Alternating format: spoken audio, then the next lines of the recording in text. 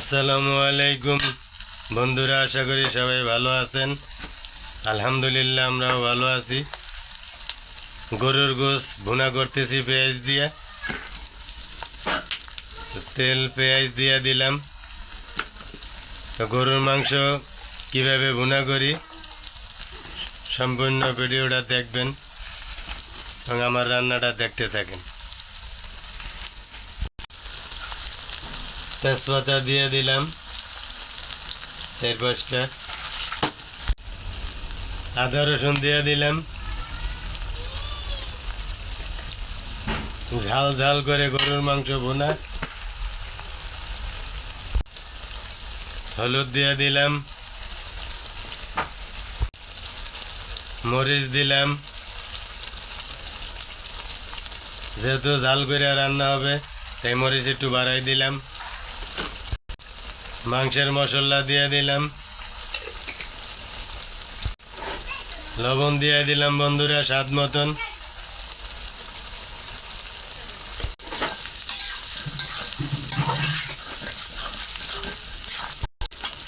একটু পানি দিয়ে দিলাম কষানোর জন্য। দাও, জিরা দিয়ে দিলাম ফাঁকি করা। রে যায় যদি যায় জাতি কুলমান, তাতে ক্ষতি নাই নাই রে। রে যদি আমার প্রাণ বন্ধু রে পাই,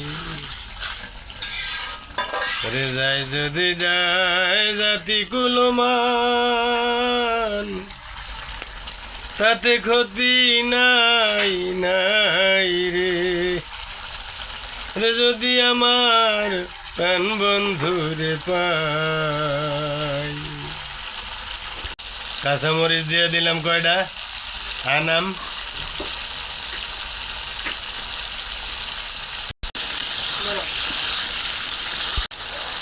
এই যে বন্ধুরা মাংস দিয়ে দিলাম, মশলাটা কষানো শেষ। আর মাংসটা ভালো করে কষামো।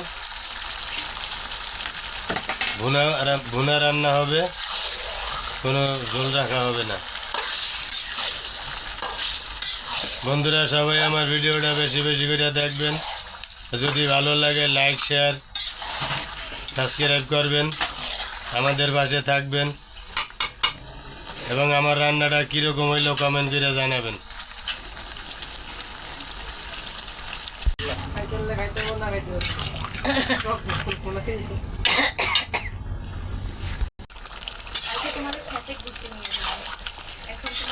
বন্ধুরা এই যেন হোটেলের মতন গরুর গোশ ভুনা করতে আছি 1 কেজি পেঁয়াজ দিয়া, কাঁচামরিচ দিয়া। যদি আপনারা ভিডিওটা না দেন তো কষ্ট লাগবে মনে।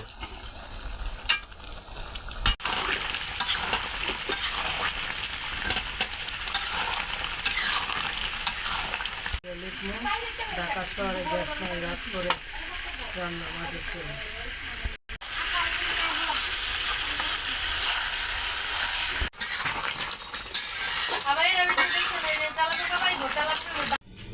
বন্ধুরা এই যে আমার গরুর মাংস ভুনা করা শেষ।